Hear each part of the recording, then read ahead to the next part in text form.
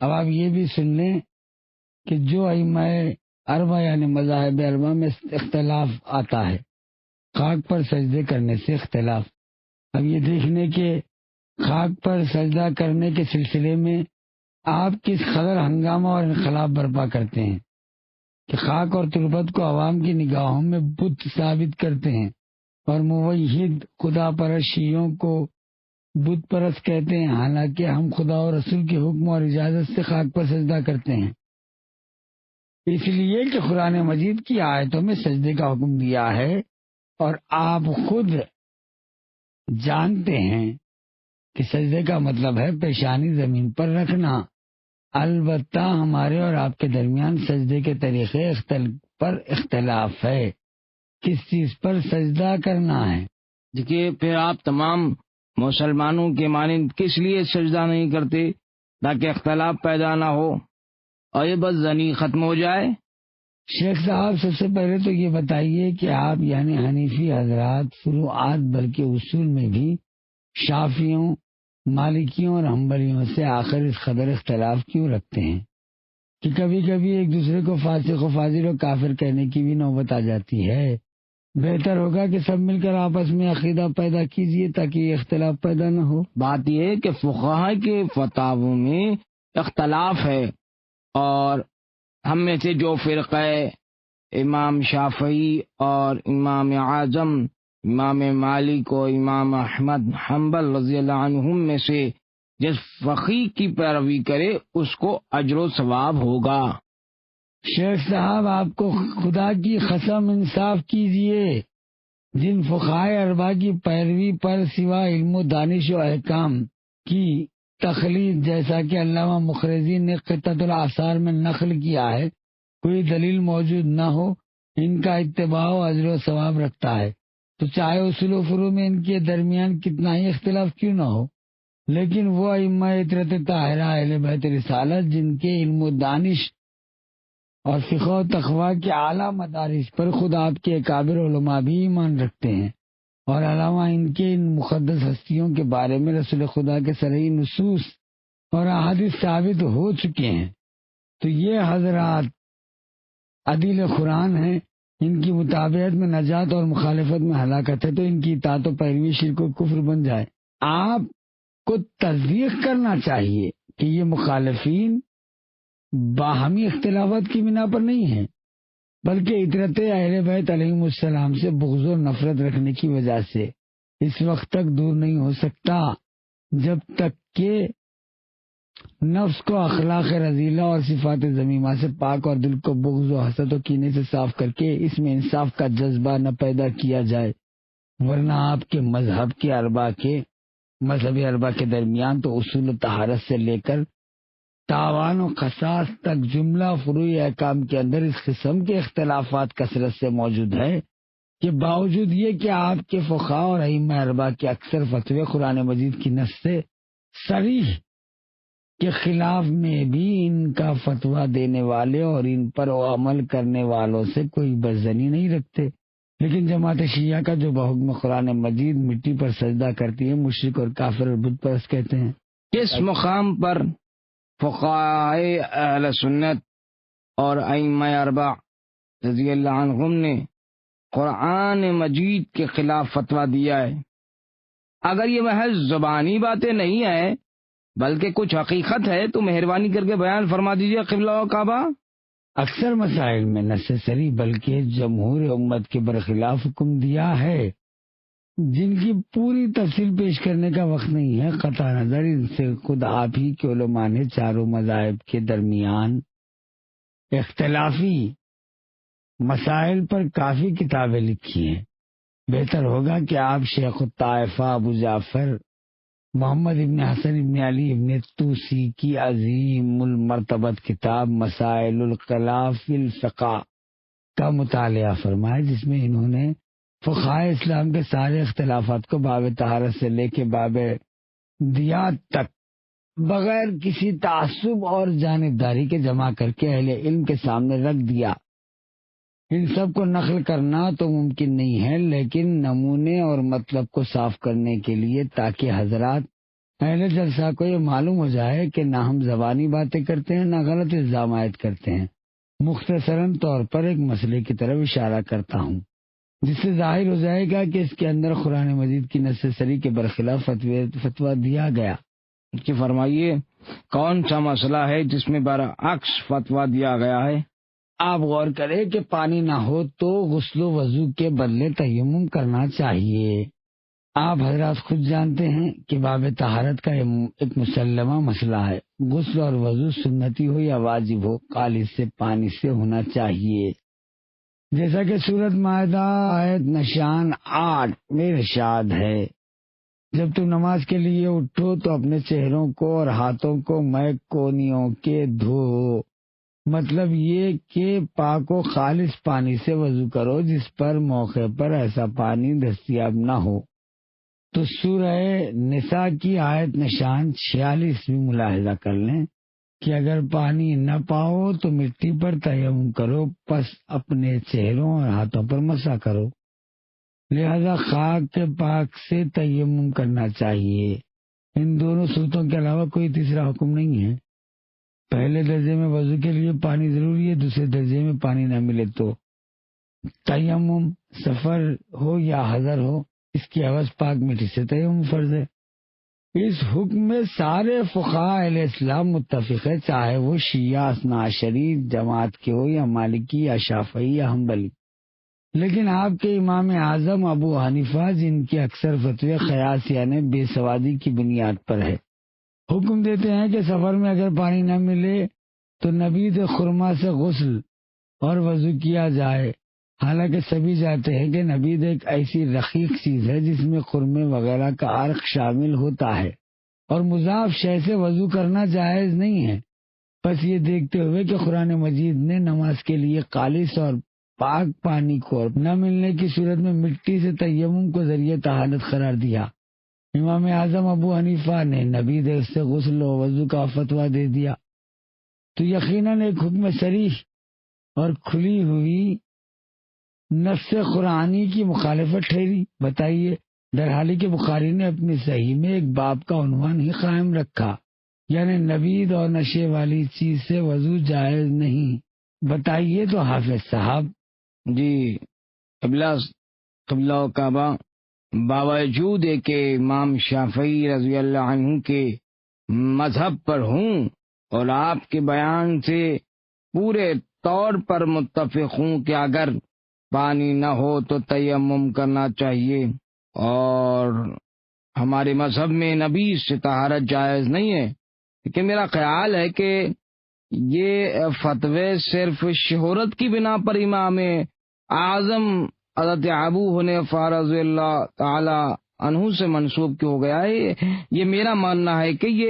یہ میرا اپنا خیال ہے کہ یہ حضرت امام اعظم ابو حنیفہ رضی اللہ عنہ سے منسوب ہو گیا ہوگا۔ کیا کہتے ہیں اس سلسلے میں؟ جناب عالی نے اصل حقیقت سے واقف ہونے کے بعد یہ عذر بارو پیش کیا، ورنہ یہ فتویٰ الامام ابو حنیفہ سے تواتر کے ساتھ منقول ہے۔ چنانچہ فی الحال اس قدر میرے پیش نظر فخر الدین رازی تفسیر کبیر اور مفاتیح الغیب جلد صفحے 553 میں بسلسلہ آیت تیمم سورہ مائدہ لکھتے ہیں کہ شافعی نے کہا کہ وضو نبید خرما سے جائز نہیں، اور ابو حنیفہ کا قول ہے کہ یہ سفر میں جائز ہے۔ نیز بہت بڑے فلسفی ابن رشد نے ہدایت المجتہد میں ابو حنیفہ کے اس فتوے کو نقل کیا ہے۔ قبلہ کعبہ، آپ کیسے فرما رہے ہیں کہ نص کے خلاف فتویٰ دیا ہے، حالانکہ بعض روایتیں صراحت کے ساتھ رسول خدا صلی اللہ علیہ وسلم کے عمل سے اس کو ثابت کرتی ہے نا قبلہ؟ شیخ صاحب، ہو سکتا ہے اگر ان میں سے کوئی روایت نظر آئے تو بیان فرما دیجئے۔ دیکھیے، جیسے کہ من جملہ ان کی ایک روایت ہے جس کو عمرو بن حریث کا غلام ابو زید عبداللہ بن ابن مسعود سے منقول کرتا ہے، یہ نقل کرتا ہے کہ اس کے لیے کہ یعنی رسول اللہ صلی اللہ علیہ وسلم نے لیلۃ الجن میں اس سے فرمایا کہ تمہارے پاس پانی ہے؟ اس نے کہا کہ نہیں، البتہ ظرف آب میں صرف تھوڑی سی نبیز ہے۔ حضرت نے صلی اللہ علیہ وسلم نے فرمایا کہ خرما بھی پاک ہے اور پانی بھی پاک ہے، یہ کہہ کر آپ نے وضو فرما لیا۔ اور ایک دوسری روایت ہے، عباس ابن ولید ابن سبی الحلال و مشخی نے مران ابن محمد طاہری و مشخی سے، اس نے عبید اللہ ابن لیعہ سے، اس نے قیس ابن حجاج سے، اس نے خش صنعانی سے، اس نے عبداللہ ابن ولید سے، اور انہوں نے عبداللہ ابن مسعود سے نقل کیا ہے۔ انہوں نے کہا کہ رسول خدا صلی اللہ علیہ وسلم نے لیلۃ الجن میں ان سے فرمایا کہ تمہارے ساتھ پانی ہے؟ انہوں نے کہا نہیں، البتہ توشادان میں نبیذ موجود ہے۔ رسول اللہ نے فرمایا کہ پاکیزہ خرما اور پاک پانی ہے، اس کو میرے اوپر گراؤ۔ پس میں نے حضرت کے اوپر اس کو گرایا اور آپ نے اس سے وضو فرما لیا۔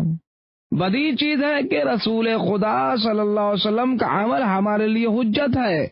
اور کون سی نص اور دلیل حضرت کے عمل سے بہتر ہو سکتی ہے قبلہ؟ یہی سبب ہے کہ ہمارے امام اعظم نے عمل پیغمبر کے روح سے اس کا جواز کا فتویٰ دیا ہے۔ شیخ صاحب، میرا خیال ہے کہ آپ خاموش رہے ہوتے تو ایسا بیان دینے سے بہتر ہوتا۔ اگرچہ میں شکر گزار ہوں کہ آپ نے دلیل قائم کر دی ہے، مطلب زیادہ بہتر طریقے سے صاف ہو سکے، برادران اہل سنت اچھی طرح جان لیں کہ ان کے پیشوا غلط فہمی کا شکار، اور انہوں نے بغیر تحقیق کے صرف قیاس کی رو سے حکم دیا۔ دیکھیے، ابن خستلانی یہ آپ کے اکابر علماء میں سے ہے، اور شیخ زکریا انصاری جیسے آپ کے اکابر علماء نے اپنی صحیح بخاری کی شرحوں میں باب لا یجوز الوضو بنبید جو پورا باب قائم کیا گیا، اس حدیث کو ضعیف قرار دیا، اور دوسری حدیث بھی کئی طریقوں سے مردود ہے۔ اول یہ کہ اس حدیث کو اس طریق سے سوائے ابن ماجہ کے اور کسی عالم نے نقل کیا، لہذا تمام علماء اہل سنت نے، جیسا کہ خصوصیت سے امام زہبی نے میزان الاعتدال میں متعدد اقوال نقل کیے ہیں، اور یہ لکھا کہ یہ حدیث مردود ہے۔ جی قبلہ و کعبہ جی کہ جیسے کہ کیا نبیذ خرما سے وہی نشہ آور شراب مراد ہے جس کا پینا حرام ہے؟ نبیذ دو قسم کی ہوتی ہے نواب صاحب، ایک قسم حلال ہے جس میں نشہ نہیں ہوتا، اور وہ پانی ہے جس میں خرمے ڈال دیے جاتے ہیں تاکہ خوش مزہ ہو۔ جب وہ تہ نشین ہو جاتے ہیں تو اوپر صاف پانی رہ جاتا ہے جو ایک طرح کا آب مضاف ہوتا ہے، اس کو نبیذ کہتے ہیں، یعنی خرمے کا نچوڑا ہوا شربت۔ اور دوسری قسم حرام ہے جس میں نشہ ہوتا ہے۔ اس وقت ہمارا موضوع بحث اس کے جواز کا امام ابو حنیفہ نے فتویٰ دیا ہے، وہ نبیذ ہے جو نشاور اور پکائی ہوئی نہ ہو، ورنہ نشاور شراب سے وضو کرنا بالاتفاق حرام ہے۔ چنانچہ میں پہلے ہی عرض کر چکا ہوں کہ بخاری نے اپنی صحیحین میں ایک ہی باب اس عنوان سے قائم کیا ہے کہ لا یجوز الوضو بالنبیذ ولا المکسر، یعنی نبیذ اور نوشاور چیز سے وضو کرنا جائز نہیں ہے۔ وضو میں نس کے خلاف پاؤں دھونے کا فتویٰ من جملہ ان مسلمہ قواعد کے جن کو مذکورہ بالآیت وضو میں ہدایت کی گئی ہے، چہرہ اور ہاتھوں کو دھونے کے بعد سر اور کعبین یعنی پشت قدم کی بلندی تک پاؤں کا مسح کرنا، چنانچہ صاف طور پر ارشاد ہے وَامْسَحُوا بِرُؤُوسِكُمْ وَأَرْجُلَكُمْ إِلَى الْكَعْبَيْنِ، یعنی مسح کرو اپنے سروں کا اور پشت قدم کی بلندی تک پاؤں کا۔ لیکن آپ کے سارے فقہاء اس نص سری کے برخلاف پاؤں دھونے کا فتویٰ دیتے ہیں، حالانکہ دھونے اور مسح کرنے میں بہت بڑا فرق۔ بہت سی روایتیں مطلب یہ کہ پاؤں دھونے پر بھی دلالت کرتی ہے نا قبلہ؟ اول تو روایتیں اس وقت قابل قبول ہے جب نص کے موافق ہو، ورنہ اگر نص کی مخالف ہو تو خطن مردود ہے۔ یہی چیز ہے کہ آیت قرآنی کی نص سری کو خبر واحد سے منسوخ ہے کہ ناجائز کرنا جائز نہیں ہے۔ آیت شریفہ کی نص سری دھونے کا نہیں بلکہ مسح کرنے کا حکم دے رہی ہے۔ اگر آپ تھوڑی توجہ سے کام لیں تو سمجھ میں آ جائے کہ اس آیت کو مضمون خود ہی اس مطلب پر دلالت کرتا ہے، کیونکہ شروع میں فرماتے ہیں وَاغْسِلُوا وُجُوهَكُمْ وَأَيْدِيَكُمْ، یعنی دھو اپنے چہروں اور ہاتھوں کو۔ پس اس طرح آپ واو عطف کی وجہ سے ایدیکم میں حکم لگاتے ہیں کہ چہرہ دھونے کے بعد ہاتھوں کو بھی دھونا چاہیے۔ اس طرح حکم ثانی میں ارشاد ہے وَامْسَحُوا بِرُؤُوسِكُمْ جَعَلْكُمْ، جس میں ارجلکم کو برؤسکم کا معطوف قرار دیا گیا، یعنی سر کے مسے کے بعد اپنے پاؤں کا بھی مسح کرو۔ ظاہر ہے کہ دھونا ہرگز مسح کا قائم مقام نہیں ہو سکتا، پس جس صورت میں وضو میں چہرے اور ہاتھوں کو دھونا واجب ہے، اسی طرح سر اور پاؤں کا مسح کرنا بھی واجب ہے، اور قرآن کی صریح دلیل اس پر موجود ہے۔ نص صریح کے خلاف موضع پر مسح کرنے کا فتویٰ یہ بھی آپ کے پاس ہے، اور پاؤں دھونے سے بھی زیادہ عجیب اختلاف فقہاء اہل سنت سفر یا حضر یا صرف سفر میں موضع اور جرحاب پر مسح کرنے کا فتویٰ لگاتے ہیں۔ یہ حکم علاوہ قرآن مجید کی نص صریح کے خلاف ہے، کیونکہ قرآن مجید نے موضع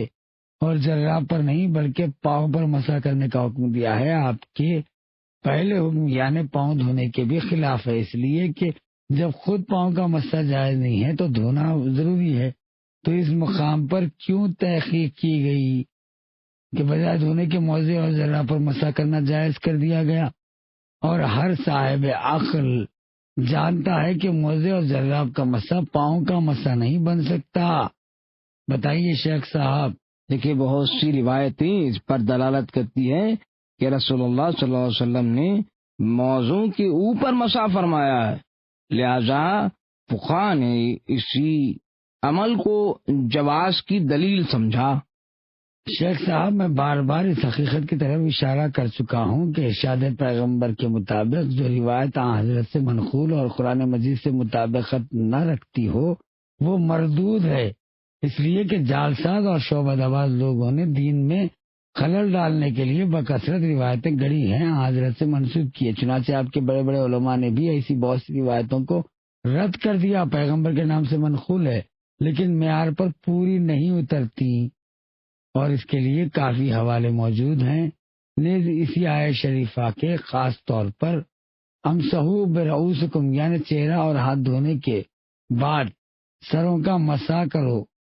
تو اس قرآنی اصول کی بنیاد پر ائمہ طاہرہ کی پیروی کرتے ہوئے فقہائے شیعہ نے اسی طرح کا فقہائے شافعی، مالکی، حنیفی وغیرہ نے فتویٰ دیا ہے۔ مسح سر پر ہونا چاہیے، لیکن امام احمد ابن حنبل، اسحاق سوری اور اوزاعی کا فتویٰ ہے کہ امامے کے اوپر مسح کرنا جائز ہے، جیسا کہ فخر الدین رازی نے تفسیر کبیر میں نقل کیا ہے۔ حالانکہ یہ عقل مند سمجھتا ہے کہ امامے کے اوپر مسح کرنا دوسری شے ہے اور سر کے اوپر مسح کرنا دوسری، کیونکہ سر سے مراد اس کا گوشت و پوست، استخوان اور بال ہے جو اس سے متصل ہے، اور امامہ ایک بنا ہوا کپڑا ہے جو سر پر رکھا ہے۔ تو اسی طریقے سے خاص توجہ اور منصفانہ فیصلے کی ضرورت ہے، اس طریقے سے کہ طہارت سے دیات تک جملہ احکام شروع میں آپ کے فقہاء اور ائمہ اربعہ کے درمیان سخت اختلاف موجود ہے، جن میں سے اکثر آیات قرآن کی نص صریح کے خلاف ہے، پھر بھی آپ حضرات ایک دوسرے کے شاکی نہیں ہیں اور سب اپنے اپنے اعمال میں پوری طرح آزاد ہیں۔ نہ آپ ابو حنیفیوں کو مشرک کہتے ہیں، نہ اصول شرع کے برخلاف نبی سے طہارت اور وضو کا فتویٰ دینے والے دیگر فقہاء کے ان فتویٰ کو مردود سمجھتے ہیں جو آپس میں ایک دوسرے کے مخالف اور نصوص قرآن کے برعکس، لیکن شیعوں کے اعمال پر جو اطرت طاہرہ سے صادر ہوئے نکتہ چینی اور اعتراض کرتے ہیں۔ اس جلیل قدر عدیل قرآن خاندان کے پیرووں کو رافضی اور مشرک کہتے ہیں۔ چنانچہ اس جلسے کے اندر گزشتہ راتوں میں آپ نے بار بار فرمایا کہ شیعوں کے اعمال ان کے شرک کی دلیل ہے، تو فرما رہے ہیں کہ مسلمانوں کی طرح نماز کیوں نہیں پڑھتے، حالانکہ ہم آپ کے اور تمام مسلمانوں کے ساتھ اصل نماز میں جو صبح کی 2 رکعت، مغرب کی 3 رکعت اور ظہر و عصر اور عشاء کی 4 رکعت ہیں، یعنی شب و روز میں کل 17 رکعتیں فرض ہے، یکساں طور پر شریک عمل ہیں۔ رہی فروعیات، اختلافات فروعی، تو یہ مسلمانوں کے سبھی فرقوں کے درمیان کثرت سے پائے جاتے ہیں جناب عالی۔ جی دیکھیے مطلب یہ کہ سجدے کو خاک کربلا کے ٹکڑوں سے مخصوص قرار دیتے ہیں، اس خاک سے بتوں کے من تختیاں بنا کر اپنے بغلوں میں دبائے رہتے ہیں، ان پر سجدہ کرنا واجب جانتے ہیں۔ ظاہر ہے کہ یہ عمل مسلمانوں کے دستور طریقے کے خلاف ہے نا قبلہ۔ کیا کہیں گے شیخ صاحب؟ آپ نے جملہ خطاً اپنی اس عادت کی بنا پر جو بچپن سے آپ کے دماغ میں راسخ کر دی ہے اور آپ کی طبیعت بن چکی ہے بغیر کسی دلیل و برہان کے محض اپنے اسلاف کی پیروی میں فرمایا ہے۔ حالانکہ آپ جیسے منصف مزاج روشن خیال عالم کے اوپر ایسا بیان بالکل زیب نہیں دیتا۔ خاک کے پاک کو بت سے تعبیر کریں، یقیناً رکھیے کہ آپ کی عدل الہی کے دربار میں زبردست تہمت اور اہانت کی جواب دہی کرنا پڑے گا۔ خاک پاک کو بت اور خدا پرست اور محی الدین کو مشرک و بت پرست کہنے پر سخت باس پرس کی جائے گی۔ جناب من کسی عقیدے پر تنقید اور تبصرہ سند اور دلیل کے ساتھ ہونا چاہیے، صرف اپنے جذبات کی بنا پر نہیں۔ اگر آپ شیعوں کی فقہی اور استدلالی کتابیں اور عملیہ رسائل کا مطالعہ کیجیے تو جو عام طور پر ہر جگہ دستیاب ہوتے ہیں تو آپ کو اپنا جواب مل جائے گا، اور آئندہ ایسے غلط اعتراضات کر کے ناواقف برادران اہل سنت کو بہکا کر شیعہ بھائیوں سے بزن نہ کریں۔ شیعہ خاک کربلا پر سجدہ کرنا واجب نہیں سمجھتے ہیں۔ اگر تمام استدلال کتابیں اور عملی رسائل میں آپ ایک روایت پر ایک فتوی بھی ایسا دکھا دیں کہ فقہائے امامیہ نے خاک کربلا پر سجدہ کرنے کو واجب قرار دیا ہے تو آپ کے سارے بیانات تسلیم کر لیں گے، کیونکہ جملہ فقہی استدلال کتابوں اور عملیہ رسائل میں سارے فقہائے امامیہ کی یہ احکام و ہدایت موجود ہے کہ حکم قرآنی کے مطابق سجدہ پاک زمین پر ہونا چاہیے جس میں خاک، پتھر، ریت، بالو اور گھاس شامل ہو، تو بشرطے کوئی چیز معدنیات میں سے نہ ہو۔ نیز ہر اس چیز پر سجدہ کر سکتے ہیں جو زمین سے اگتی ہے، بشرطے وہ کھانے یا پہننے کے کام میں نہ آتی ہو، اور اگر ایک چیز نہ ہو تو دوسری پر سجدہ کریں۔ بتائیے شیخ صاحب۔ دیکھیے مطلب یہ کہ پھر آپ کس لیے تختیوں کی صورت میں خاک کربلا کے ٹکڑے سے مطلب پابندی سے اپنے ساتھ رکھتے ہیں اور نماز کے وقت انہیں پر سجدہ کرتے ہیں؟ یہ کیا بات ہوئی؟ شیخ صاحب، خاک کے ٹکڑے ساتھ رکھنے کا سبب یہ ہے کہ سجدہ پاک زمین پر کرنا واجب ہے، اور نماز اکثر گھروں میں اور ایسے مقامات پڑھنے کا اتفاق ہوتا ہے جہاں قالین و دریاں وغیرہ مختلف قسم کے فرش بچھے ہوتے ہیں جن کی وجہ سے زمین پر سجدہ نہیں ہو سکتا ہے، اور نماز کے وقت ان کو اٹھانا بھی ممکن نہیں ہوتا۔ اگر ان کو ہٹایا بھی جائے تو ان کے نیچے زیادہ تر کی دوسری چیزوں کا فرش بنا ہوتا ہے جن پر سجدہ جائز نہیں ہے، لہذا پاک مٹی کے ٹکڑے اپنے ساتھ رکھ لیتے ہیں۔ یہ صحیح ہے کہ ہم کربلا کی خاک پر سجدہ کرتے ہیں، لیکن واجب سمجھ کے نہیں۔ جیسا کہ میں عرض کر چکا ہوں، لوگ ان احکام کے مطابق جو فقہی کتابوں میں دیے گئے ہیں صرف پاک زمین پر سجدہ واجب ہے، لیکن ان روایتوں کی بنا پر جو اہل بیت طاہرین سے مروی ہے حسینی تربت پاک پر سجدہ کرنا بہتر اور فضیلت و ثواب کثیر کا باعث ہے۔ جو حضرات اشیاء کے خصوصیات کو سب سے زیادہ جانتے تھے، کتنے افسوس کی بات ہے کہ خوارج و نواصب کے پیرو بازیگروں کی ایک جماعت نے مشہور کر دیا کہ اب بھی برابر کہتے ہیں کہ شیعہ حسین پرست ہے۔ اس کی دلیل یہ ہے کہ ان کی قبر مطہر کی خاک پر سجدہ کرتے ہیں، حالانکہ یہ باتیں ہمارے نزدیک کفر ہے، کیونکہ ہم ہرگز حسین پرست نہیں ہیں، بلکہ علی پرست اور محمد پرست بھی نہیں ہیں، اور جس شخص کا یہ عقیدہ اس کو کافر جانتے ہیں۔ ہم صرف خدا پرست ہیں اور قرآن مجید کے حکم سے فقط پاک مٹی پر سجدہ کرتے ہیں۔ ہمارا سجدہ حسین علیہ السلام کے لیے نہیں ہے، بلکہ ائمہ اطہرۃ طاہرہ کے ارشاد کے مطابق کربلا کی خاک پر سجدہ کرنا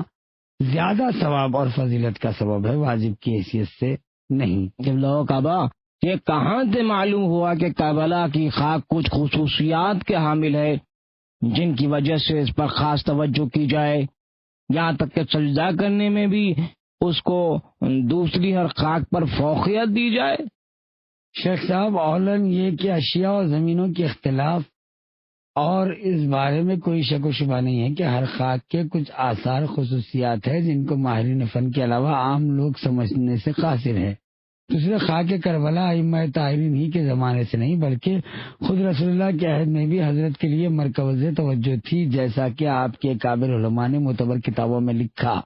مثلا خصائص کبریٰ میں جلال الدین سیوطی اور ابو نعیم اصفہانی بیوقی اور حاکم وغیرہ کے ایسے آپ کے کابر علماء اور موثق راویوں سے نقل کی ہے کہ خاک کربلا کے بارے میں ام المومنین ام سلمہ، ام المومنین عائشہ، امام الفضل ابن عباس اور انس ابن مالک وغیرہ کافی روایتیں نقل کی ہیں۔ من جملہ کے ایک روایت راوی کہتا ہے، میں نے دیکھا کہ حسین اپنے نانا کی گود میں بیٹھے ہوئے تھے، حضرت کے ہاتھ میں ایک سرخ رنگ کی خاک تھی جس کو آپ چوم رہے تھے اور روتے جاتے تھے۔ میں نے پوچھا یہ کیسی خاک ہے؟ فرمایا کہ جبریل نے مجھ کو خبر دی ہے کہ میرا یہ حسین زمین عراق پر قتل کیا جائے گا، اسی زمین سے یہ خاک میرے واسطے لائے ہیں، لہذا میں اپنے حسین کے اوپر پڑنے سے والی مصیبتوں پر گریہ کر رہا ہوں۔ پھر وہ خاک ام سلمہ کے سپرد کی اور فرمایا کہ جب تم دیکھنا کہ یہاں تک دیکھنا کہ مٹی خون ہو گئی ہو تو سمجھ لینا کہ میرا حسین قتل کر دیا گیا ہے۔ چنانچہ ام سلمہ نے وہ مٹی ایک شیشی میں رکھی اور اس کی نگرانی کرتی رہی، یہاں تک کہ 61 ہجری میں عاشورہ کے روز دیکھا کہ وہ خاک خون آلود ہو گئی اور جان لیا کہ حسین ابن علی علیہ السلام شہید ہو گئے۔ آپ کی اکابر علماء فقہائے شیعہ کی معتبر کتابوں میں تواتر کے ساتھ منقول ہے کہ اس خاک پاک پر رسول خدا صلی اللہ علیہ وسلم نے عدیل قرآن کی خاص توجہ تھی۔ ریحانہ رسول یعنی امام حسین کی شہادت کے بعد جس نے سب سے پہلے اس خاک کو تبرک سمجھ کے اٹھایا وہ امام چہارم سید امام زین العابدین علی ابن الحسین علیہ السلام تھے، جنہوں نے اس خاک پاک کو ایک تھیلی میں محفوظ کر لیا اور آپ اس کے اوپر سجدہ بھی کرتے تھے اور اسی کی تسبیح بنا کر ذکر خدا بھی فرماتے تھے۔ آپ کے بعد تمام ائمہ طاہرین اس خاک کو تبرک سمجھتے رہے اور اسی کی تسبیح اور سجدگاہ بناتے رہے، خود اس پر سجدہ کرتے رہے، واجب کی نیت سے نہیں بلکہ ثواب عظیم پر فائز ہونے کے لیے شیعوں کو بھی اسی کی ترغیب دیتے رہے۔ یہ حضرات پوری تاکید کے ساتھ حکم دیتے ہیں کہ خدا کے صرف پاک زمین پر سجدہ ہونا چاہیے، یہ حکم خدا ہے، لہذا سید الشہداء کی تربت پر افضل اور زیادتی ثواب کا باعث ہے۔ اور اسی طرح سے ہم خود رسول اللہ صلی اللہ علیہ وسلم کی ہدایت پر عمل کر رہے ہیں، کیونکہ حضرت نے بار بار ارشاد فرمایا کہ ہمارے ائمہ اطرت اور اہل بیت عدیل قرآن سفینہ نجات اور باب حتائن کی اطاعت و پیروی ذریعہ نجات اور ان سے دوری سرکش اور موجب ہلاکت ہے، جیسا کہ ہم گزشتہ میں بعض احادیث کی طرف اشارہ بھی کر چکے ہیں۔ پس ان مقدس ہستیوں کا قول و فعل بحکم رسول ہمارے لیے حجت ہے، اسی بنا پر ہم ان کی ہدایتوں کی پیروی کرتے ہیں اور استحبان یہ عمل کرتے ہیں۔ البتہ تعجب آپ کے علماء پر ہے کہ ائمہ اربعہ اور دوسرے فقہا کے عجیب و غریب فتووں پر قطعاً کوئی اعتراض نہیں کرتے۔ اگر امام اعظم کہہ دے کہ پانی نہ ملنے پر نبی سے وضو کرنا چاہیے تو شافعی مالکی حنبلی حضرات کو کوئی اعتراض نہیں۔ اگر امام احمد ابن حنبل خدا تعالیٰ کی رویت کے قائل ہو جائیں اور امامے پر مسح کرنے کو جائز سمجھے تو دوسرے فقرے پر اس پر کوئی گرفت نہیں کریں۔ اسی طرح کے دوسرے حیرت انگیز نئے فتاوا پر جیسے سفر میں نابالغ لڑکوں سے نکاح کرنے یا فضلے اور نجاست پر سجدہ کرنے یا کپڑے لپیٹ کر ماؤں سے ہم بستری کرنے اور اس قسم کے دوسرے مسائل پر کسی کو رد و خدا کرنے کی ضرورت محسوس نہیں ہوئی، لیکن جس وقت یہ کہہ دیا کہ ائمہ اطرت نے رسول اللہ نے فرمایا کہ کربلا کی خاک پر سجدہ کرنا دوسری زمینوں پر سجدہ کرنے سے افضل باعث اضافہ ثواب اور مستحب ہے، تو آپ حضرات داد و فریاد اور شور و ہنگامہ برپا کر دیتے ہیں، شیعہ مشرک اور بت پرست ہیں یہ کہہ دیتے ہیں، اور اسی طرح باہمی نفاق کا بیج بو کر برادر کشی کا فتنہ ابھارتے ہیں اور غیروں کے غلبے اور تسلط کا راستہ کھول دیتے ہیں۔ جی مطلب یہ کہ قبلہ صاحب معاف فرمائیے گا، میں آپ کی گفتگو میں دخل دے رہا ہوں، اس قضیے کو مبہم نہ چھوڑیے۔ پہلے بھی ایک شب میں آپ نے مطلب یہ کہ اس کی طرف اشارہ فرمایا تھا اور کہاں اور کس کام کے سلسلے میں خلیفہ ابوبکر رضی اللہ عنہ معزول اور علی کرم اللہ وجہ معین کیے گئے۔ جب ہم نے ان حضرات اپنے علماء کی طرف اشارہ کیا، مطلب ان حضرات سے دریافت کیا تو انہوں نے گول جواب دے دیا کہ کوئی اہم معاملہ نہیں تھا، گزارش ہے کہ اس کی وضاحت فرما دیجیے تاکہ یہ معمہ حل ہو جائے، تاکہ ہمارے علم میں اضافہ ہو، اور نوازش ہوگی آپ کی خدمت عالیہ میں۔ نواب صاحب، یہ جمہور امت اور فریقین شیعہ سنی کے علماء اور مورخین اس کے قائل ہیں کہ جب سورہ برات کی ابتدائی آیتیں مشرکین کی مذمت میں نازل ہوئی تو رسول اللہ نے ابو بکر کو بلا کر 10 آیتیں ان کے سپرد کی، ان کو مکہ معظمہ لے جائے اور موسم حج اہل مکہ کے سامنے پڑھیں۔ ابھی یہ چند ہی منزلیں طے کرنے پائے تھے کہ جبرائیل امین نازل ہوئے اور عرض کیا کہ یا رسول اللہ، خدا تعالیٰ نے آپ کو سلام بھیجا اور فرماتا ہے کہ آپ کی طرف سے ہرگز کوئی شخص تبلیغ رسالت نہیں کر سکتا سوائے آپ کے یا اس مرد کے جو آپ سے ہو۔ چنانچہ پیغمبر نے علی علیہ السلام کو بلایا اور اس خاص مہم پر مقرر کر کے فرمایا کہ جاؤ، جس مقام پر ابو بکر مل جائے ان سے آیات برات واپس لے لو اور خود جا کر مشرکین اہل مکہ کے سامنے ان کی تلاوت کرو۔ علی علیہ السلام فوراً روانہ ہو گئے۔ منزل ذوالحلیفہ میں ابو بکر سے ملاقات فرمائی اور ان کو رسول اللہ کا پیغام پہنچایا۔ ان سے آیتیں وابستہ ہوئی اور مکہ معظمہ پہنچ کر مجمع عام کے سامنے ان آیات کو پڑھ کے پیغمبر کی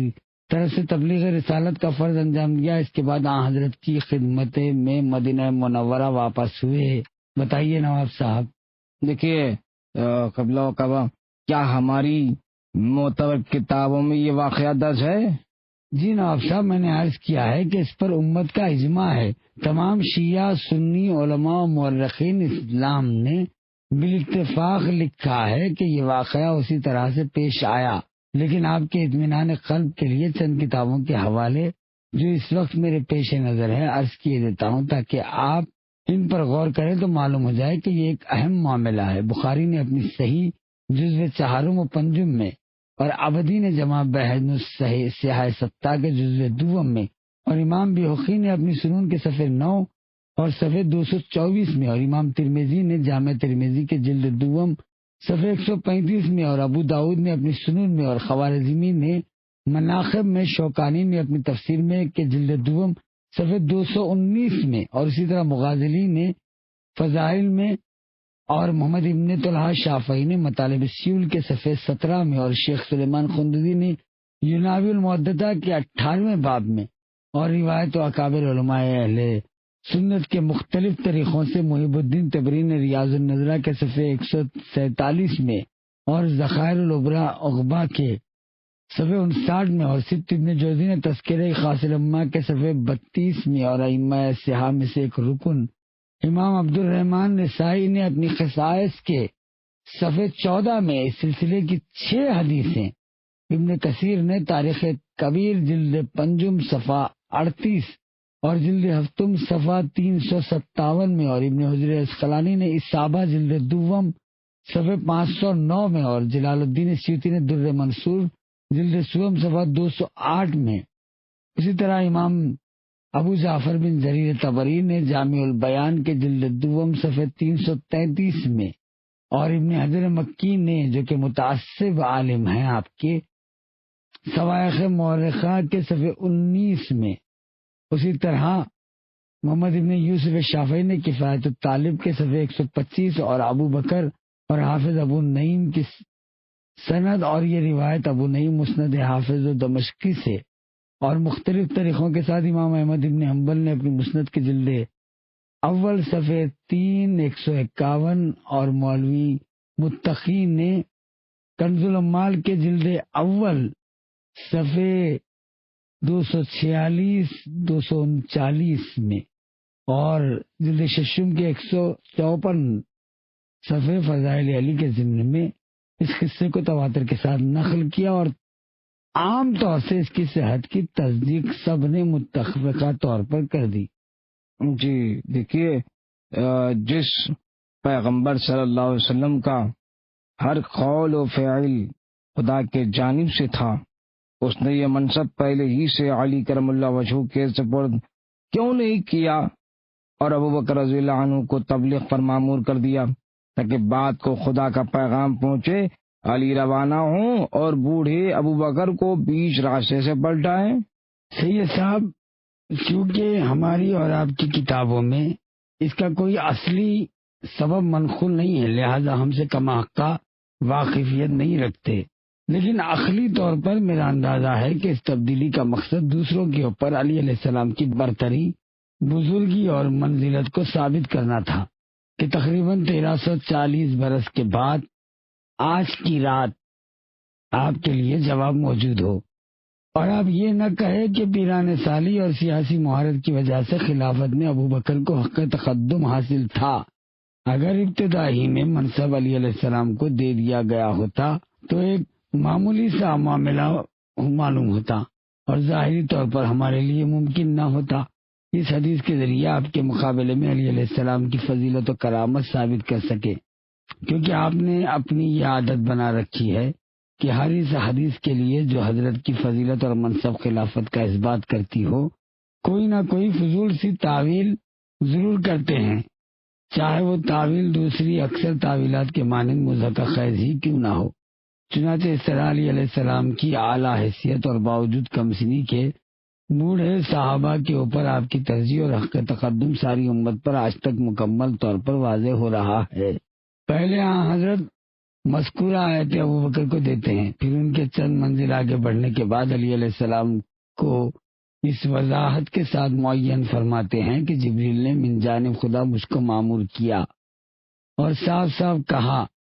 کہ یعنی تمہاری طرف سے پیغام رسالت تمہارے یا اس مرد کے جو تم سے ہو اور کوئی ہرگز نہ پہنچا سکتا۔ پس ابو بکر کا جانا اور درمیانی راہ سے واپس آنا دوسروں پر علی علیہ السلام کی برتری اور فوقیت کا ایک بہت بڑا ثبوت ہے، جو اس بات کی دلیل ہے کہ امر خداوند کی تبلیغ یعنی حکومت، نبوت و خلافت کو بڑھاپے اور جوانی سے کوئی رابطہ نہیں ہے۔ اگر ابو بکر کا بوڑھا اور سیاسی ہونا ان کی فوقیت اور حق تقدم کو ثابت کرتا تھا تو ان کے ایسے مقدس کام سے قطعاً معزول نہ ہونا چاہیے تھا، لیکن حقیقت تو یہ ہے کہ یہ پیغام رسالت کا پہنچانا پیغمبر اور خلیفہ پیغمبر ہی کا کام ہے۔ بتلائیے سید صاحب۔ دیکھیے قبلہ و قبا بعض روایتوں میں ابو ہریرہ سے منقول ہے کہ علی کرم اللہ وجہہ کو یہ حکم دیا گیا تھا کہ ابو بکر رضی اللہ عنہ کے ساتھ یہ مطلب یہ کہ ان کے ساتھ ساتھ مکے جائیں، صدیق اکبر کے ساتھ ابو بکر لوگوں کو مناسک حج کی تعلیم دیں اور علی آیات سورہ براءت کی تلاوت کریں۔ پس اس صورت سے پیغام رسالت پہنچانے میں دونوں باہم مساوی تھے نا قبلہ۔ اب بتائیے کیا کہیں گے؟ اول تو یہ روایت بکر مین کی گھڑی ہوئی ہے،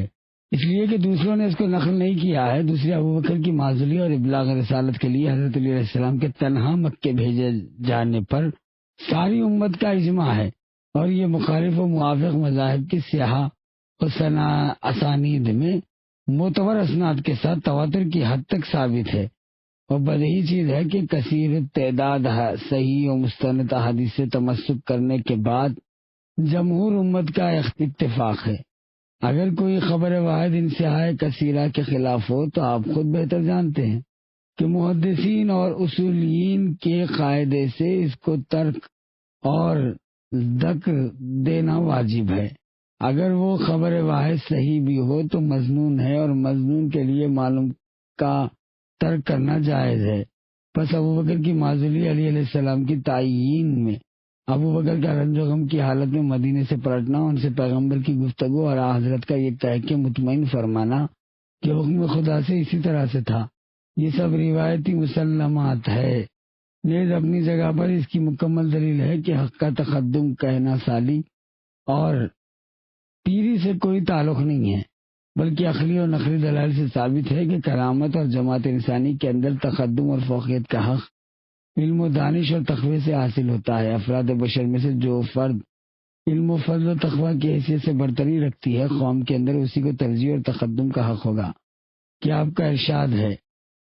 یعنی تمام لوگ مردہ ہے اور صاحبان علم زندہ ہے، اسی بنا پر رسول اللہ صلی اللہ علیہ وسلم نے علی علیہ السلام کو دوسرے صحابہ پر مقدم رکھا اور فرمایا کہ علی میرے علم کا دروازہ ہے۔ ظاہر ہے کہ رسول اللہ کا باب علم دوسروں سے مقدم ہوگا، اگرچہ پیغمبر کے جو اصحاب حضرت کی اطاعت پر ثابت قدم رہے وہ بھی فضیلتوں کے حامل تھے، اور ہم فضائل کے صحابہ کے ممکن نہیں ہیں، لیکن ان کے فضائل باب علم پیغمبر کا مقابلہ ہرگز نہیں کر سکتے، کیونکہ آپ کا مقام و مرتبہ سب سے افضل ہے۔ اگر صحابہ میں سے کسی فرد کو حق تقدم اور ترجیح حاصل ہوتی تو رسول اللہ قطعاً امت کو اس کی پیری کا حکم دیتے۔ ظاہر ہے کہ یہ ایک امر الہی ہے جس کو پیری اور جوانی سے ہرگز کوئی رابطہ نہیں، بلکہ خداوند عالم جس شخص کو اس منصب کے لیے لائق پاتا ہے اسی کی اطاعت کا حکم دیتا ہے، چاہے وہ بوڑھا ہو یا جوان ہو۔ چنانچہ عام طور پر آپ کے اکابر علماء نے علی علیہ السلام کو اہل یمن کی ہدایت اور قضاوت کے لیے بھیجے جانے کی تفصیل سے نقل کیا ہے۔ بالخصوص ائمہ صحاح ستہ میں سے امام ابو عبد الرحمن نسائی نے قصائص علوی کے اندر اس بارے میں 6 حدیثیں درج کی ہیں۔ ابو القاسم حسین ابن محمد راغب اصفہانی نے محاضرات الادباء جلد دوم صفحہ 212 میں اور دوسروں نے نقل کیا ہے، جس کا خلاصہ میں سلسلہ اسناد یہ ہے کہ جس وقت رسول اللہ صلی اللہ علیہ وسلم نے علی کو مامور فرمایا قضاوت اور ہدایت خلق کے لیے یمن جائیں، تو آپ نے عرض کیا کہ میں جوان ہوں، آپ مجھ کو قوم کے بوڑھے لوگوں پر کیوں مقرر فرما رہے ہیں؟ حضرت نے فرمایا کہ عنقریب خدا علم و خزاں میں تمہاری رہنمائی کرے گا اور تمہاری زبان کو قائم کرے گا۔ اگر فوقیت کے لیے کمسین ہونا ضروری تھا تو بزرگان سیاح اور ابوبکر جیسے بوڑھے سن رسیدہ اشخاص کی موجودگی میں علی علیہ السلام کو کسی لیے یمن والوں کی قضاوت و ہدایت پر مامور فرمایا۔ پس معلوم ہوا کہ امت کا قاضی اور ہادی بننے میں عمر کی کمی و بیشی اور پیری و جوانی کو دخل نہیں ہے، بلکہ فقط علم و فضل، تقوی اور خصوصیت کے ساتھ نص کا ہونا لازمی ہے۔ پیغمبر کے بعد حضرت علی امت کے ہادی ہیں، اور ایسی نص قرآن و احادیث میں سوا علی علیہ السلام کے اور کسی کو لیے نہیں تھی۔ چنانچہ سورہ رات کی 13ویں آیت میں پیغمبر سے کھلا ہوا خطاب ہو رہا ہے کہ سوا اس کے نہیں ہے تم ڈرانے والے، اور ہر قوم کے لیے ایک رہنما اور ہادی و رہنما پیغمبر کے بعد علی اور اطرت رسول ہے، جیسا کہ امام سالبی تفسیر کشف البیان میں اور ابن محمد ابن جریر طبری نے اپنی تفسیر میں اور محمد یوسف شافعی نے کفایت الطالب میں، ابن عساکر نے اپنی تاریخ میں اور ابن حاکم نے، ابن سباغ مالکی نے اور سید علی حمدانی نے اور مناقب خوارزمی وغیرہ میں اسناد صحیح کے ساتھ یہ روایت آئی ہے کہ ابن عباس سے حضرت امیر المومنین اور ابو بریدہ اسم العلماء کے اسناد کے ساتھ مختلف الفاظ و عبارات میں 11 حدیثیں نقل کی ہے۔ ان سب کا خلاصہ یہ ہے کہ جس وقت یہ آیت نازل ہوئی تو رسول اکرم صلی اللہ علیہ وسلم نے اپنے سینے پر ہاتھ رکھ کر فرمایا ان المنذر، یعنی میں ڈرانے والا ہوں۔ پھر علی علیہ السلام کے سینے پہ ہاتھ رکھا اور فرمایا انت الہادی و بکا یہتدون المہتدون، یعنی تم میرے بعد اس امت کے ہادی اور تم سے ہدایت پانے والے ہدایت پائیں گے۔ اگر ایسی کوئی نص دوسروں کے بارے میں آئی ہو تو یقیناً ہم ان کی پیروی کرتے، لیکن چونکہ یہ خصوصیت صرف علی علیہ السلام کو عطا کی گئی ہے، لہذا ہم بھی مجبور ہیں کہ انہی بزرگوار کی اطاعت اور پیری پر نظر کریں۔ دشمنوں کی سازشیں اور مجازی و حقیقی سیاست میں فرق جان لیجئے۔ جو آپ نے یہ فرمایا کہ علی علیہ السلام جوان اور ناتجربہ کار تھے تو لہذا خلافت کی طاقت و قدرت نہیں رکھتے تھے، چنانچہ 25 سال کے بعد بھی جب مسند خلافت پر آئے تو آپ کی سیاسی ناواقفیت کی وجہ سے اس قدر خونریزیاں اور انقلاب برپا ہونے لگے۔ تو میں نہیں جانتا کہ آپ نے یہ بیان عمدن دیا ہے یا سہون، یا محض اپنے اسلاف کی پیروی اور مقصود ہے، ورنہ ایک نکتہ رس عالم ہرگز ایسے الفاظ منہ سے نہیں نکالتا۔ یہ میری سمجھ میں نہیں آتا کہ آخر آپ کی حضرات کی نظر میں سیاست کا مطلب کیا ہے؟ اگر جھوٹ بولنا، ہیلا سازی کرنا، سازش کا جال بچھانا، حق و باطل کو خلط ملط کر دینا، نفاق پر عمل کرنا مراد ہے، جیسا کہ ہر زمانے کے دنیا دار لوگ اپنے اقتدار و منصب کو محفوظ رکھنے کے لیے اس پر عامل رہے ہیں، تو میں تصدیق کرتا ہوں کہ حضرت علی علیہ السلام اس قسم کی سیاست سے بہت دور تھے، اور آپ ہرگز اس معنی میں سیاسی انسان نہیں تھے، کیونکہ ایسا طریقہ کار حقیقت سیاست نہیں ہے، بلکہ سراپا شرارت و مکاری و فریب کاری و ہیلا جوئی اور دل سازی جال سازی ہے، جس پر دنیا پرست لوگ اپنا مقصد حاصل کرنے کے لیے اپنے جاؤ ثروت کا تحفظ کرنے کے لیے عمل پیرا ہوتے ہیں۔ حقیقی سیاست یہ ہے کہ عدل و انصاف کا دامن نہ چھوڑتے، ہر کام کو اس کے صحیح عمل پر انجام دیا جائے، ایسی سیاست ان حق پرست لوگوں کے لیے یہاں نشو و نما پاتی ہے جو فانی و جاؤ منصب کے طالب نہیں ہے، بلکہ ان کی خواہش صرف یہ ہے کہ حق کا رواج ہو۔ لہذا حضرت علی علیہ السلام جو حق در حقیقت عدالت و انصاف و صداقت و صلاحیت کے مجسمے تھے، اس طرح کی سیاست سے الگ تھے جس پر دوسرے لوگ کاربند ہیں۔ چنانچہ میں پہلے عرض کر چکا ہوں کہ جس وقت آپ کو خلافت ظاہری ہوئی تو فوراً تمام پچھلے حکام اور کارندوں کو معزول کر دیا۔ عبداللہ ابن عباس، آپ کے ابن عم اور دوسرے لوگوں نے عرض کیا کہ بہتر ہوگا کہ آپ یہ حکم چند روز کے لیے ملتوی فرما دیں تاکہ ساری ریاستوں اور ولایتوں کے حکام و عمال آپ کی اقتدار خلافت کو تسلیم کر لیں، اس کے بعد آہستہ آہستہ ان کو معزول فرمائے۔ حضرت نے فرمایا، حضرت علی نے، کہ تم نے ظاہری سیاست کا لحاظ کرتے ہوئے یہ مشورہ دیا ہے، لیکن یہ بھی جانتے ہو کہ اس ظاہری سیاست کے خیال سے میں جتنے زمانے تک ظالم و جابر حکام کو ان کے عہدوں پر باقی رکھوں گا، ان کی بقا پر راضی رہوں گا، تو چاہے وہ وقتی اور ظاہری حیثیت سے کیوں نہ ہو، خدا کے نزدیک ان کے اعمال کا ذمہ دار قرار پاؤں گا، اور موقوف حساب میں مجھ کو اس کا جواب دینا پڑے گا۔ قطعی طور پر سمجھ لو کہ علی سے ہرگز ایسا نہیں کیا۔ غرض یہ کہ علی و انصاف کی حفاظت کے لیے فوراً ان کی معزولی کے احکام روانہ فرمائے، اور یہی فرمان معاویہ، طلحہ، زبیر وغیرہ کی مخالفت کا باعث ہوا، جنہوں نے علم بغاوت بلند کر کے نفسانی خواہشات اور شیطانی خیالات کی بنا پر انقلاب اور خون ریزی کا بازار گرم کیا۔ چنانچہ ابن جریر طبری نے اپنی تاریخ میں، اور ابن عبد الربہ نے عقد الفرید میں، اور ابن ابی الحدید نے شرح نہج البلاغہ میں نیز اوروں نے نقل کیا ہے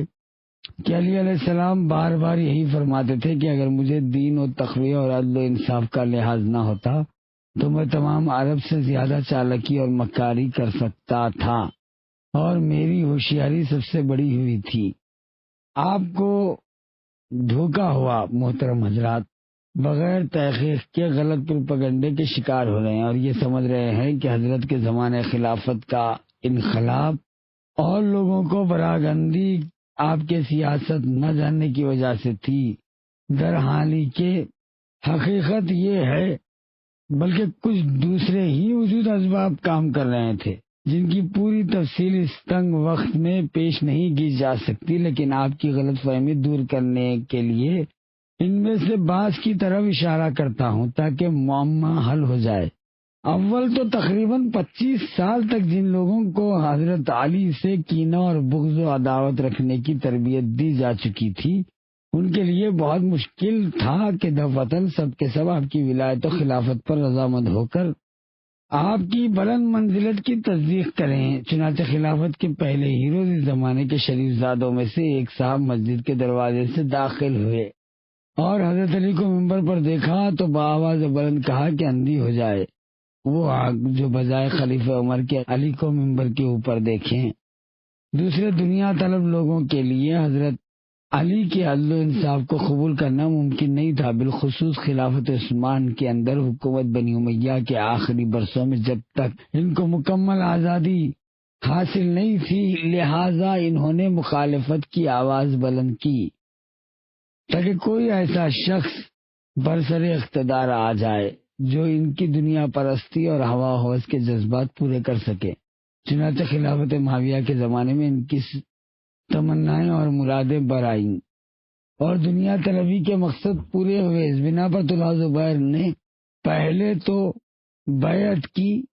لیکن جب حضرت سے حکومت کا اتفاق کیا اور وہ پورا نہیں کیا تو فوراً بیعت توڑ دی اور جنگ جمل کا فتنہ اٹھا کر کھڑا کر دیا گیا۔